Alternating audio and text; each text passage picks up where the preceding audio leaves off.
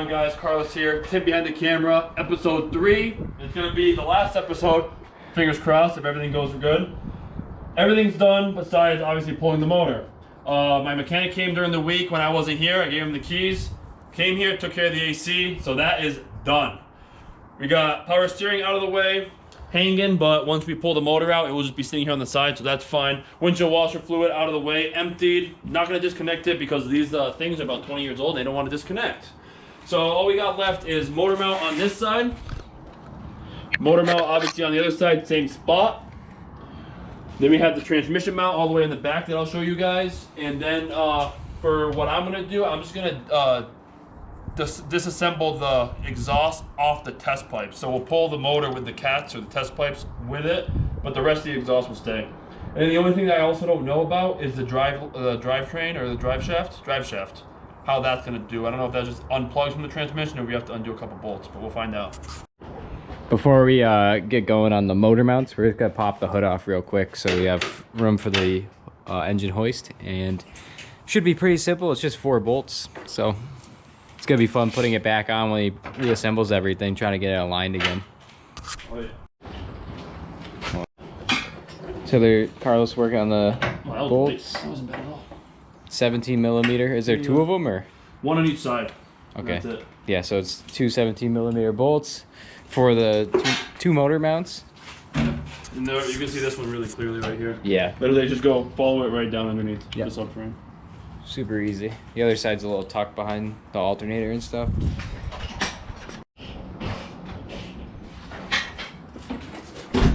Alright, so I'm in the car. Popped the interior piece off. Took the shift knob off. And we got 4 bolts. 1, 2, 3, 4. And then this should pop right off. Stop yelling. You give me the camera once you start the video. I'll let them know what's going on under here. Yeah, you let them know? Let them know about that, yeah. Okay.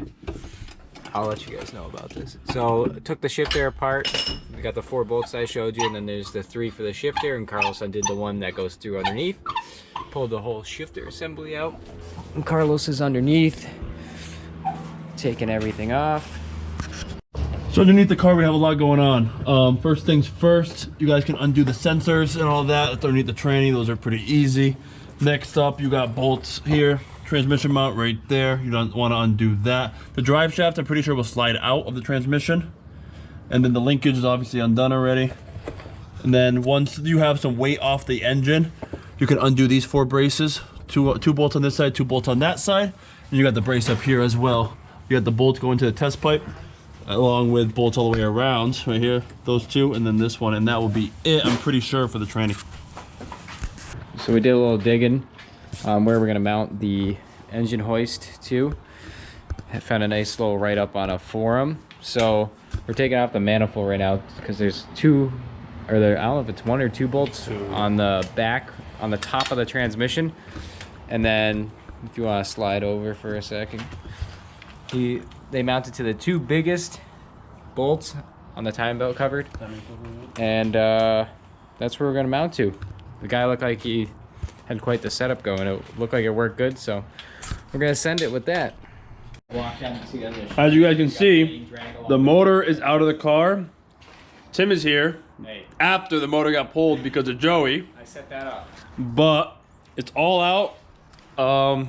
Besides what I told you guys on video, everything came out smooth. We had to do the tranny mount.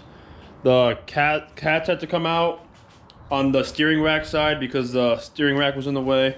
No, there isn't. And the drive shaft just slips out. And then we had to do we had to make sure that we dodged the power steering line underneath. And then it came out. Thank you to Joey, thank you to Tim. And yeah, so. Well, just a quick side note, there's no better engine stand than a tire. That's a fact. Yeah, it does a good job. A little sketchy with the bike there, but an actual one. But with that being said, we'll save the video for another time, but we'll clean this stuff out, kind of get all situated because the garage is an absolute mess. Sell these cats for a good amount of money, and we'll get the LS rolling. Next week we pull the LS out and we bring it over. Yeah. Joey G. G8. But we'll see you guys next time. Peace.